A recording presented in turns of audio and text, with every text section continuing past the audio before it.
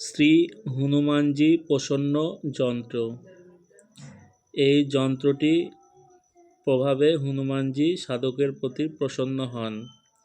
ভক্তি ভরে হনুমানজির পুজো করলে এবং এই যন্ত্রটির হনুমানজির সামনে রাখলে হনুমানজি সাধকের প্রতি খুব অল্প সময়েই প্রসন্ন হন এবং সাধকের সকল মনস্কামনা পূর্ণ করে থাকে হনুমানজি।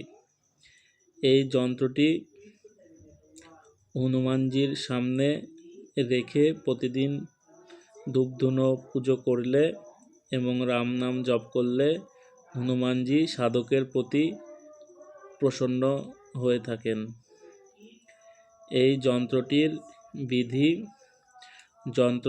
যন্ত্রটি সিঁদুর ও তেল, চামেলির তেল অথবা সরিষার তেল দিয়ে যন্ত্রটি ভূর্জপত্রের ওপরে অঙ্কন করবেন শনিবার অথবা মঙ্গলবার, এবং যন্ত্রটি অঙ্কন করার সময়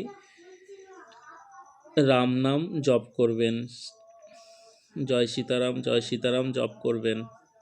যতক্ষণ আপনারা যন্ত্রটি অঙ্কন করবেন ততক্ষণ রাম নাম জপ করবেন এবং যন্ত্রটি অঙ্কন করা হয়ে গেলে হনুমানজির সামনে রেখে দেবেন এবং প্রতিদিন পুজো করবেন।